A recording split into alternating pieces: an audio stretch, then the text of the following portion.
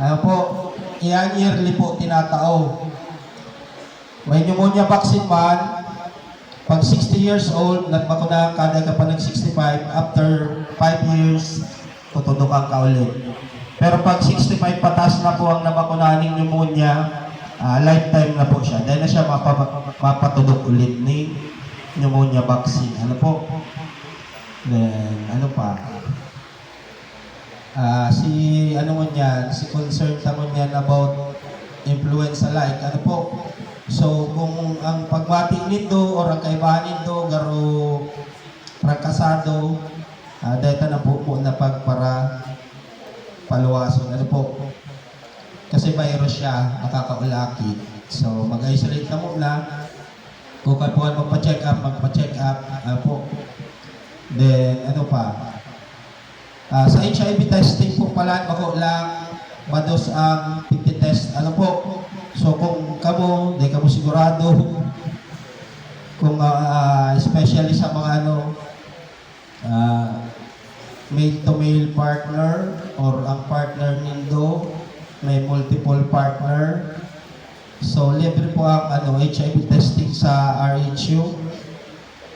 Kasi po, halangkawan po ang cases bukam so.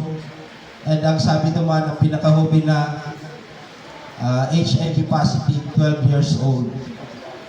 So, 12 anyos, uba siyang HIV. So, para maiwasan tayan, mas maray ng amay pa, magapan. Ano po? Libre po. Then, may privacy man yan, kung ano man po ang napag-ulayan, kung positive man, or negative. Si Doc lang, tapos ka mga nakakaaram kaya. Dawa kami, kadakon lang positive, sa tigawan, pero dahil maaram kong sa iyan. Ano po? Kasi may privacy po sinda. Dahil may po, pwedeng aram na Doc, pero kami dahil po talaga aram kong sa iyan. Mga positivity. Sunod. Mahaga daw pasensya ka kung minsan mayo ning naka-duty sa ito. Ano po? Kasi most of the time, nasa luwas kami. Profiling, then puro kalusugan. So, bihira lang. Mahiling dito si midwife Lindo. Ano po? Miss nga po man. Nakaka-duty lang ako sa barangay ko pagbakuna sa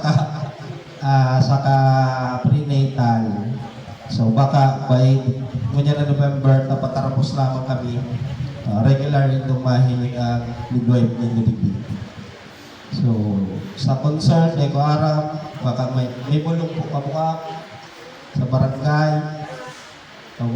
So, okay, may bulong mo pala.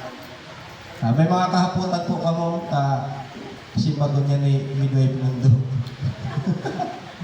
Dito lang. Si Ma'am Perlado, baguhan po siya. Nasa birthday ka dati, Ma'am? Tama?